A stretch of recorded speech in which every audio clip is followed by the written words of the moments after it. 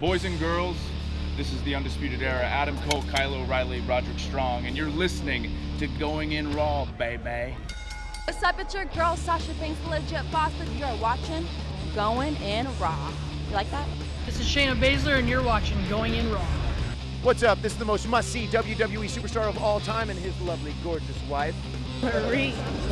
and you are going in SmackDown Live. This is the glorious one, Bobby Roode, and you're watching Going In Raw. Hey guys, this is Charlotte, and you're watching Going In Raw. What's up? It's the moonwalking, trash talking princess of Staten Island. I want to remind you all that Mela is money, and you're watching Going In Raw. Hi, this is Shinsuke Nakamura.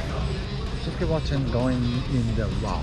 This is the knockout artist, Cassius Ohno, and you're Going In Raw.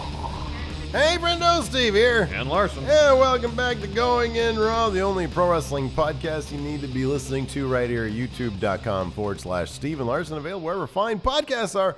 Be sure to hit that subscribe button, a little notify bell next to it. It's especially important these days because we've discovered the community tab.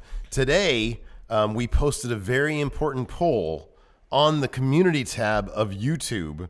We're going to start utilizing that to reach out to friendos in a different outlet. Yeah. Today we posted a poll. You talking about the Frito Burrito one? Yes. That was yesterday. It's today for me. I never went to sleep.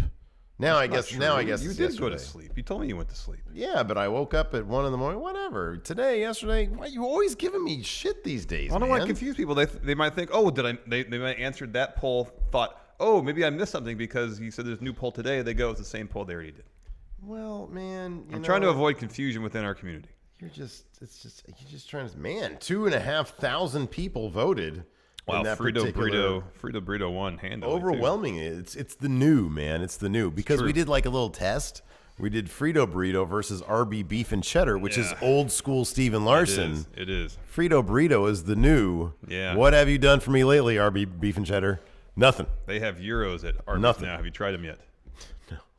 I like Euros. Some of you I will. No. Actually, no. Arby's actually has a lot of stuff that I would really love to try, but then I'm like, I like living. You know, I like my heart not exploding, so I'm not going to do that. Anyways, wow. So that's where we are. We're right here, youtube.com/Steve Larson. We're also available in the audio podcast realm. Mm-hmm. If you have an audio podcast app on your phone, odds are we're on it. A great way to support Going In Raw, a very free and easy way, is to subscribe to Going In Raw on that app, and then maybe leave us a review, a ranking, or a comment. We're also on the Patreon at patreon.com/Stephen Larson. A great bunch of reward tiers there you can check out. And then we're at friendomarket.com. And during this show, all day today, we have a sale going on. Right now. Super sale. We've got it. Oh, it's a super show sale. Super sale down. Because prices are headed down. There you go. You figured it out. Well done. All the sticker and shirt packs are on sale for $25. Check it out. Friendomarket.com. Yes. So let's talk about Super Showdown. All right. In a nutshell, Larson.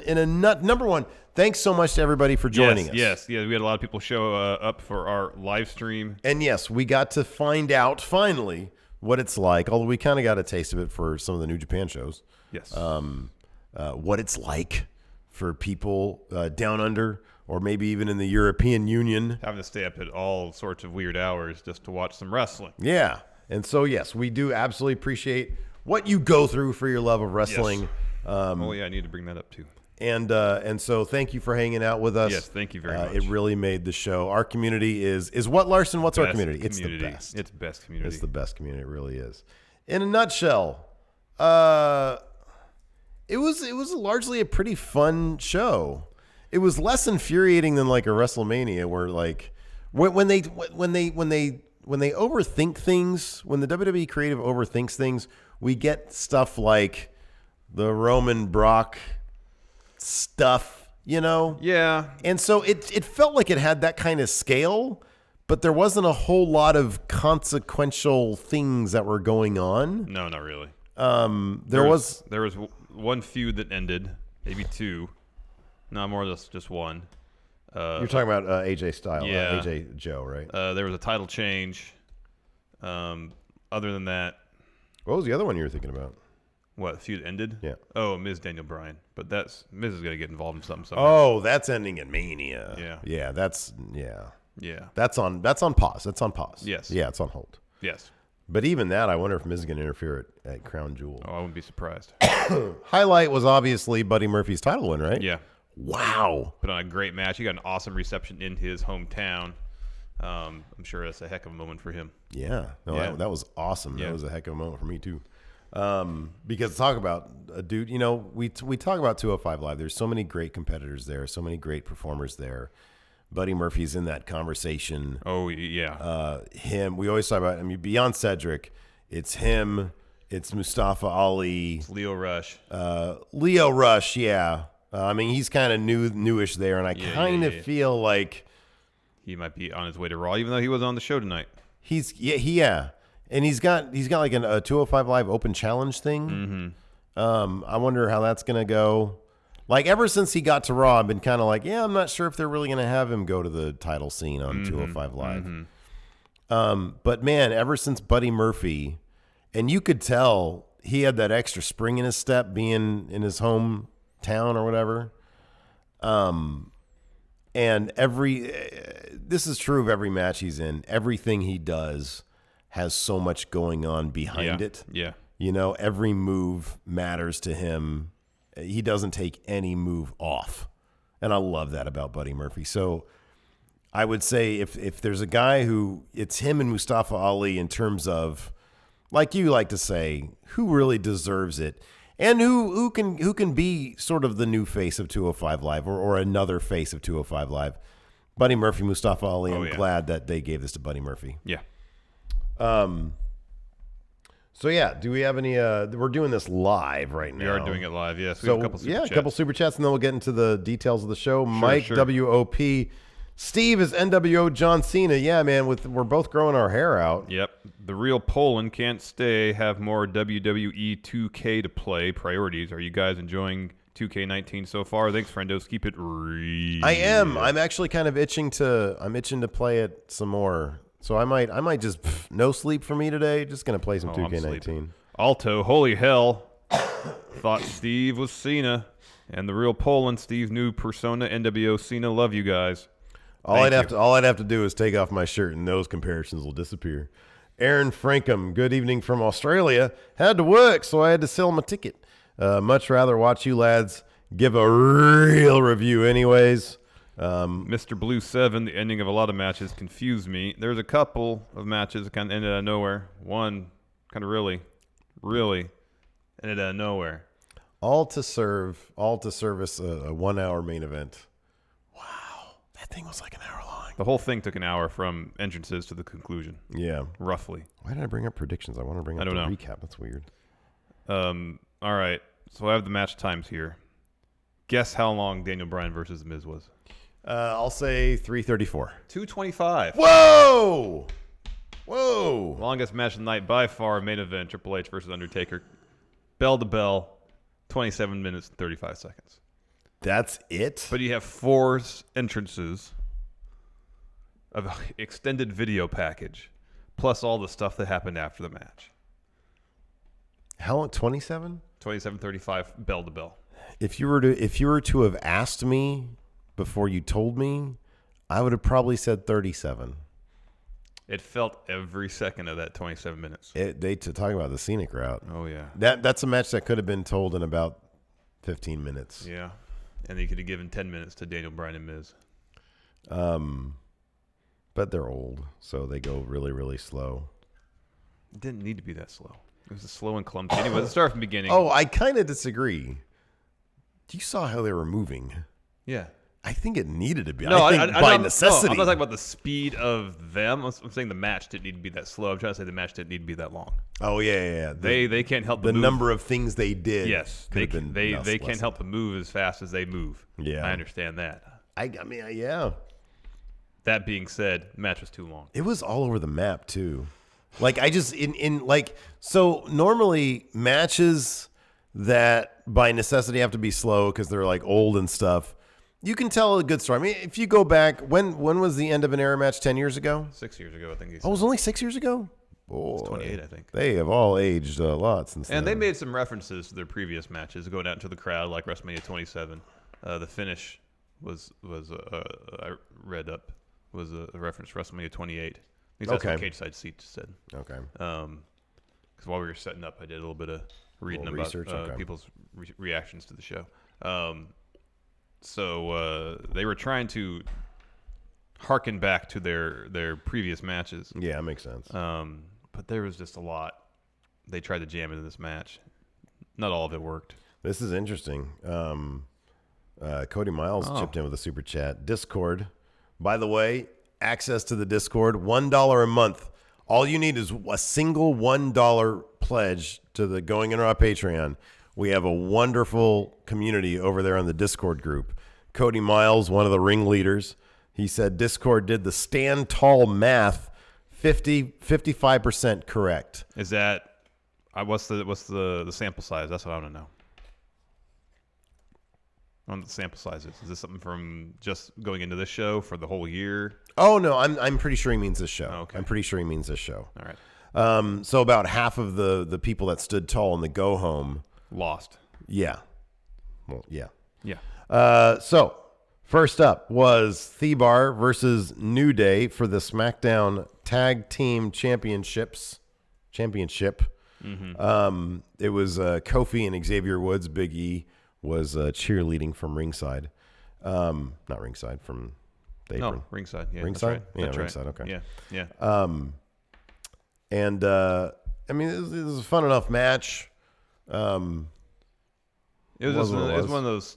Yeah, it was a good match. It was These guys can't put on a bad match. I know. A lot of the stuff going on here, especially when there was no title changes, kind of just felt like stuff you would probably see at a house show. Like good stuff. They turned it up like they would for TV a bit, but you kind of knew, like going into this match, you knew New Day was going to win based on what happened on SmackDown. Yeah, I would there actually wasn't a whole lot of drama involved. I would actually kind of counter a little bit, I'll put it this way. To further your point, it felt more like stuff you would see on a house show, not necessarily on SmackDown. On SmackDown, these guys kill it. You know what I mean? Like this actually felt kind of sub SmackDown-ish. Like I said, they can't put on a bad match. Yeah. But on SmackDown, and it's honestly, it's kind of a testament to how good SmackDown's been lately. Everybody seems really inspired on SmackDown, you know, doing those matches. Kofi ended up getting the pin after a backstabber slap. So he delivered a backstabber to Xavier delivered a backstabber to Cesaro. Right, Kofi went up. And then did the double stomp off the top rope. Okay, and they got the pin doing that. Yes. Next we had what easily could have been the main event of the show, Charlotte versus Becky Lynch. Another really good match between the two of them. They took the violence and the physicality to a next level. There was a lot of strikes. Lots of, at one point, Charlotte, during their back and forth, yelled at Becky Lynch, said, "Come fight me." Yeah. And there was an extended period of forearm exchanges. Right, yeah. Reminiscent of something you'd see in New Japan. Yeah. At one point, Becky went to the timekeeper area, grabbed her belt, said, "Enough with this. I'm out of here." Charlotte tosses her back in the ring, but the title stayed in the apron area. And then the finish saw Charlotte put Becky in the figure 8. Becky grabs the belt, hits Charlotte with it. Charlotte wins by disqualification. Yep. After the match, they brawl. And in the end, Becky throws Charlotte to the barricade. She walks up the ramp holding her title. Yep. So that feud. And they announced that there's going to be a rematch on SmackDown on Tuesday. Right on. Yeah, I wonder if that's an opportunity for them to hot potato that title a little bit. Kind of makes me wonder if they're going to do that. I'd be totally fine with that. I think it'd be great. But I mean, you sort of run into the problem with the crowd is so into Becky right now. Oh yes. I'm not sure if they want just a hail of boos raining down on Charlotte. You know what I mean? I just don't know if they want to go there. Yeah, I don't know either. After that, we had an Elias Kevin Owens promo in advance of their match. Of course, Elias runs down Australia a little bit. Collingwood? Something. Collingwood? I think Dylan Haggett said it's supposed to be Collingwood. Yeah. But before that, he was, doing his guitar solo, and he busted out some AC/DC Thunderstruck. Mm-hmm. Yeah. To get the crowd into it. Yeah. And then he went off on his own soloing tangent, came back. You can tell he was still riding high from his Seattle burn. Kevin Owens called Melbourne a cesspool. Yeah, because they were giving him a Kevin Owens chant. And then he said, before I was rudely interrupted. Yeah. This place is a cesspool. Which led to Elias and Kevin Owens versus evidently Steve here and Lashley. Jacked Steve is who John Cena is. We've both been growing our hair out, which evidently makes us look even more like each other. Yeah. So, yeah. Because like all of a sudden my Twitter and the live chat started saying, everybody oh my said God. NWO Cena. Steve equals NWO Cena. No Leo Rush. No Leo Rush. Disappointing. I don't like long flights. I really wanted to see John Cena and Leo Rush interact. Here's another thing about this show that was interesting. There wasn't any backstage segments for the whole time. Even on a lot of pay-per-views, they'll have a little quick backstage or an interview or something. None of it. Just match to match to match. With, occasional video package when necessary. No backstage segments. Nary a one. This is going to be a very silly supposition here, but maybe, given Leo wasn't there, given the SmackDown announce team wasn't there, maybe they brought a relative skeleton crew? Oh, I think so. I think they traveled light, yeah. No backstage production people either? Yeah, I think they just brought the necessary people. Yeah. Yeah, and they sold, according to them, 70,000. over 70,000. Yes. You think they can bring a couple DSLRs out? You'd think so. Yeah. You'd think so. Yeah, it was just, not having the SmackDown commentary team was pretty glaring, and then no Leo. Yeah. A couple other things, no backstage segments, nothing like that, no pre-show. I'll be honest with you, though. Until you mentioned it, I didn't miss it. No, I didn't miss it at all. Yeah. I just get so used to WWE product a certain way. Yeah. And didn't see that in this case they kind of traveled with just the bare necessities. It seemed like just anybody who's on the show, probably just necessary production crew. Yeah. It's the bare necessities. It'd been nice for Leo Rush to be there, though. So I really want to see him and John Cena interact. I know. I thought that'd been great. I know. I agree with you. And we're not going to see it because John Cena's heading right back towards he's shooting a movie in China right now, right? Yeah. So he's heading right back to China. So this was hilarious. Everybody else is going back to the States. Bobby Lashley. Do you still have Wikipedia? How long was this match? 10 minutes. Okay, so 9 minutes of this was Bobby Lashley. Yeah. Versus Elias and Kevin Owens. They were teaming up on him. And he was being thrown around. Eventually, at around the 9-minute 40-second mark, I would say. That's fair. Tags in John Cena. And what do we get, Larson? 6 moves to do, man. Literally only. Shoulder tackle, belly to back suplex, 5-knuckle shuffle, AA, and that new finishing move he has. Yeah. That. 6 moves. He literally got in there, did 6 moves. Got the pin. And then got the microphone, which is kind of the most important thing Cena does these days. And it was a very heartfelt. It sounded like he was just reading some of his tweets. It did. Yeah, it did. He seems, I mentioned this during the stream, he just sort of comes off as a sad guy these days. So when he was with Nikki Bella, he seemed to be a bit more jovial. He was joking around a bit more. Yeah, he would joke around. But he seemed complete. It was all very sincere. It feels very earnest. It feels like when he was with Nikki Bella, I get the idea that so he doesn't have the big crowd anymore on a regular basis, on a weekly basis. And I feel like he gets it honestly comes off like the man gets a lot of emotional support from his own John Cena community. From C Nation. Thank you. From C Nation. Like that legitimately comes right? Yeah, it does, right? I agree. And between his tweets, and then his promo tonight, knowing that they split, and God knows who knows what the legit story is with that. Yeah, who knows? The man comes off as low because he doesn't have, he's off shooting movies, which, I've read. I've never shot a movie myself before. I've never been an actor in a big Jackie Chan movie. But you were an extra on a... I've been an extra, but I don't know the experience of being a star, sadly. But I've heard that it can be an isolating thing. A lot of, what is it, sit around and wait? A lot of downtime. Yeah, hurry up and wait. Hurry up and wait. So you're in your trailer a lot. And he just came out there and delivered this promo it was very grateful for his time in WWE. And he talks a lot these days about his, winding down. I know. My best days are behind me. It's all just a bummer. Is he having a midlife crisis? It feels like it. Like, who grows their hair out? And granted, it's probably for a movie, but I don't know. Maybe it's not. Maybe not. Maybe he's always been like super long. I've seen many superstars grow their hair long. John Cena wants to do the same. I want to try that. I want to grow my hair so it's in front of my face. Yeah. So you can't see me. So you truly can't see me. Yeah, it's just kind of a bummer to see Cena. I want him to have some friends or something. Yeah, I know. Some like true friends. Maybe he shouldn't have given JJ Bella the business when he asked him just to freaking talk to somebody. Maybe he'd have had a friend there. Well, at the end, didn't Cena say, "I'll open a door, but you have to walk through it"? Something like that. Yeah, and then who knows what JJ Bella did with that? Yeah, not much of anything, apparently. I don't know, man. You haven't heard anything about him in WWE developmental. No. Much less on the main roster. I was there. Can confirm. Didn't see him. Not at Performance Center. Not at the Performance Center. All right, can confirm. I should have asked around, though, now that I think about it. Yes. Anyway. Next, Iconics versus Asuka and Naomi. A customary pre-match promo from the Iconics. Mm-hmm. And they didn't work heel whatsoever. No, they didn't. I was kind of surprised. So just because later on we got to see what a true hometown pop was for Buddy Murphy, and it was big. Yeah. Somebody pointed out, and I'm sorry, I forget who, that the Iconics are from Sydney, not Melbourne. Mm-hmm. So they said it could be totally easy for them to say, we're happy to be here in Melbourne, but we'd rather be in Sydney.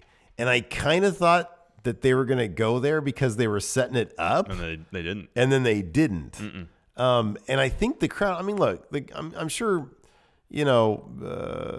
crowds are happy to have somebody from their own general territory, but it kind of came off like a standard WWE crowd. Mm-hmm. Just they didn't cut a heel promo, so they didn't get the booze. Yeah. But there didn't seem to be like an overwhelming, oh man, they're back or anything. That didn't come until Buddy Murphy. But no heel antics. And it was a fairly short-ish match. It was maybe like a 10-minute match? Maybe? Yeah, it was about 10 minutes. No, it wasn't. It was like 7? A little bit less than 6. Okay, all right. Yeah, wow. Super short. Yeah, so that was short. Yeah, no heel shenanigans, really. Not really. The Iconics, in the end, ended up sort of shoving Asuka outside the ring. Yeah, Billie Kay threw into the barricade. Yeah, got back in. They did their tag team finish, which is that knee to the head. Yeah. On Naomi, they got the win. Mm-hmm. So there you go. They got the hometown win. Mm-hmm. But it didn't feel as. They didn't play up how happy they were as much as I figured they would to be in Australia. They didn't try to make a real connection with the crowd. And so the win felt a bit less impactful. I wonder how much they wanted to really go with that, given that they're supposed to be heels in the end. Yeah, I know. That's whether probably they the case. To, be baby faces for the night. Yeah. After that, we had Samoa Joe versus AJ Styles. No DQ, no count out. Must be a winner. They kind of took the scenic route to the no DQ aspect of it because, they started out brawling on the outside. Before the match even started. Yeah, but then they had to make it inside the ring for the bell to ring, which is silly for a no DQ match. Just let them start fighting. But once they got back in the ring, they were in the ring for a while. Yeah. More or less. There was some, a little bit here and there outside. Yeah. And then a chair got introduced into the match. AJ Styles brought in, hit Joe with it, sat down on it for a little bit, and then was positioning it to do like a springboard move off the chair. Mm-hmm. Joe caught him with the Uranagi. Uranagi, not to be confused with Enziguri. Puts him through the chair. Looked like it hurt. Mm-hmm. There's a table set up in the ring. Mm-hmm. Joe was trying to do. Is it real? Is it fake? Is it real? Is it fake? Yeah. But thankfully it was fake. Yes. He got up in fairly quick fashion. Mm-hmm. Looks like we're having some troubles with the stream. Sorry, people. We're going to get that figured out. Yes. Or not. So AJ starts working over Joe's leg. Yeah. Tries to put the calf crusher on Joe. Joe reverses it into a coquina clutch. Mm-hmm. and is to escape by working his way going under the ropes because no DQ, no rope break. Yep. AJ goes for a phenomenal forearm. Joe catches him again, puts him in the clutch. I guess feeling that he wasn't going to tap at that time, Joe just did a suplex out of there, which is pretty cool. Yeah. Next, Joe puts AJ in the clutch. AJ does the reversal into the pin like he had done previously. Yeah, so that was a fairly definitive finish. Yes. For this, I do appreciate that character-wise, AJ did seem to have much more of a mean streak, which I thought was good. Joe kicks out, right? He ended up going over clean with a tap out. Joe moves on now to something else. What? Something else, I guess. Exactly. Yeah. And then AJ just goes on to await the finish of Ms. Daniel Bryan. Which, once the match started, he didn't have to wait very long. He did not have to wait long at all. No. So, yeah. After that, we had Ronda Rousey and the Bellas versus Riot Squad. There's a bit of tension about who was going to start the match. Would it be Ronda? Would it be Nikki? Would it be Ronda? Would it be Nikki? In the end, it was Nikki. It was all very like cordial. I mean, they were just making their cases. Yeah. They were just making. There wasn't like any. It was like, oh, I just feel like, I've been here for a while, so I'm back. I think I should do it. And then Ronda's like, well, I'm champion, but okay. But you're the veteran here. Yeah. For the match. Yeah. And Ronda just came in for the finish. Yeah, pretty much. There was a bit of a back and forth between Liv Morgan and Brie Bella, of course, following the incident that happened a couple weeks back where Brie Bella kicked Liv Morgan in the face, concussing Liv Morgan. Yeah. Liv got off insecurity on Brie that looked like, I don't think it was shoot stiff, but it looked snug. It looked pretty snug, yeah. And then when Brie did her Brie mode running knee, she took her foot off the gas. Oh yeah, she. That was the softest running knee I've seen in a long time. That was very gentle. Yes. So she's that sucks, man. Because I know we did an episode obviously talking about that because we talk about what people are talking about. But man, like to have the entirety of wrestling social media raining down on you. I know. That's got to be rough. I'll say this. If I got a fraction of the heat that Brie Bella had on her for that, stuff in the ring, you would never see me again. I'd say, okay, cool, right on. Deleting everything. You will not see me again if that's how it's going to be. So kudos to her for sacking up and, getting back on because, man, that sucks, So yeah. And I hate to think that as an outlet, we're any part of that. But I think that we've been fairly measured in our response, But yeah, that's got to suck on that side of things. Oh, yeah. But anyways, in the armbar, Sarah Logan breaks it up, and they're going to do a double team move. They think they have the upper hand. Yep. Ronda Rousey says no. She puts both of them in the armbar. This is a cool sequence. This is a cool little bit. They both tap. Yeah, I like this. This is good. They tap like immediately, put over Ronda really good. So good for them. Yes. After that, we had match of the night. Match of the night. Absolutely. No. I don't think it's even close. Yeah. Cedric Alexander versus Buddy Murphy for the Cruiserweight title. Number one, it was awesome that I saw somebody on Twitter said that the pre-show had been canceled. I never knew there was a pre-show in the first place. I don't think they ever announced a pre-show. I didn't see that. Maybe it just canceled in the sense that they didn't have one as opposed to every other pay-per-view where they do. When Cedric came out, he came out first, huh? Cedric Alexander came out first as the champion. I guess, hometown guy. I guess the second entrance, yeah. He looked very happy though. I would not have thought that as a lose face. No. That was hey, we're not on the pre-show. It could be. It could be not just we're not in the pre-show. It's we're in the second half of the card. Yeah, which the last fairly prominent spot happened for a cruiserweight title match that they're in the latter half. We are of the card. After the WWE title match. Yeah. So that's got to be fulfilling to know that you get that prominent spotlight to do your work, and B, maybe it's got to feel good knowing, all right, I've built up this title enough that is on this spot on the card. He's done a good job. He's done an excellent job. Yeah, he has. Yeah, he's really brought a lot of stability to that show, after everything that happened with the whole Enzo thing and then Yeah, Triple H sure. taking over. So for the 6 months he's had the title, I mean, he's been the anchor on that show. He's really, held things together over there. You've said in the past that you felt that he was going to have a fairly significantly long title I thought run. they could do a story where he has the belt till Mania again, then has the match against Mustafa Ali again, and Mustafa wins it or something. Yeah, like that. but I think your point in general is fairly sound. They needed a guy who can bring stability to the brand. I think he's done a very good job doing that. I think stability has been established. That's personally why I felt Drew Gulak could have been the guy to take it off him last month, or within the last at Hell in a Cell. They didn't go that route. They went with Buddy Murphy to get this hometown. SummerSlam. Sorry. To get this hometown pop. I thought it was a good place to do it. I think Buddy Murphy's an excellent guy. Oh yeah. To do it, and we got a Spanish Fly. We got a kick out of a lumbar check. Haven't seen that before, as far as I know. I don't think we've seen that before, and I think that's great. That is so, and the crowd, like, nobody saw that coming. Crowd popped huge for it. This is a good time to talk about this. I really love the setup there at the what is this place called? Melbourne Cricket Grounds. Okay, the field seating was like stacked. It was tiered. It looked like. Anyways. Well, I mean, I think impression that the crowd. Too often in these things, like, the crowd just looks so distant. But it was just row after row after row of people. And it really gave it like I don't want to say an intimate feel, but like for a place that's like 60 or 70, they say 70,000 people. Yeah. It did kind of give the field an intimate They did. bit. It was such a vast field they had to deal with. Maybe they did some production tricks. Maybe they used a longer lens. That could be.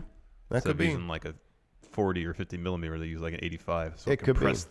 I don't know. Anyways, the match starts. Buddy Murphy just hits Cedric immediately with like a really nasty knee right to the face. Cedric kicks out. Buddy goes for a top rope move. Cedric rolls out of the ring. But we saw some stuff here, a few things that we hadn't seen, maybe ever. I don't think we've seen Cedric Alexander hit that top rope Michinoku driver during a match. Yeah. That was impressive. Yeah. At one point, Dogs of War versus The Shield. Yeah. This was long, too. This was long. How long was this match? Almost 20 minutes. Okay. It felt a little too chaotic. Yeah, there was a lot going on here. So, like, they've done this on Raw when it's been fun. Yeah. And I don't know. Like, I'm perfectly willing to admit that maybe this is just because it was 4:30 in the morning. 4:30 in the morning for us. The personal thing. It felt less fun than what we got on Raw. Before, it was like 2-3 weeks ago. I was like, wow, that was actually a lot of that match was. So I don't know, man. Shield came down. They had their Bane masks on. Yeah. This match was what it was. Drew selling too much. He should sell less. He shouldn't sell at all. Yeah, basically. He should be like, He should be Zod. Yeah. As heel, Superman. Basically invulnerable. Yeah, pretty much. The story going through this was still Dean, will he turn? At one point, Roman tries to Superman punch Dolph. Dolph gets out of the way, so Roman ends up Superman punching Dean off the apron. Yep. So he's out of it for a while. There's a moment where it's Seth and Roman in the ring. Dogs of War surround the ring. Dean gets up. He's on the fourth side of the ring, and they take a moment, sell the moment. Will Dean turn on the Shield, help Dogs of War or not? He does it. He gets back in there. They go for a Shield triple powerbomb. Braun comes on Drew. Braun comes in and breaks it up. It could have been a really bad spot. Yeah. And then Braun's going around the ring giving everybody shoulder tackles, and he yells to Dolph and Drew to get Dean out there. So he's going to run his ass over, he says. Yeah.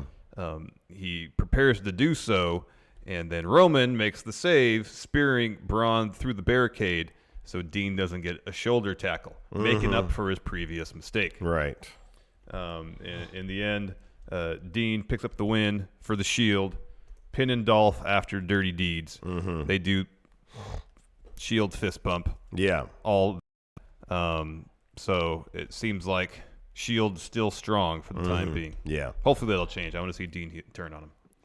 Yeah, that'll happen. It's not going to happen at 4 o'clock in the morning. No. So yeah. Next, we'll probably talk about this match longer than it actually lasted. Miz versus Daniel Bryan.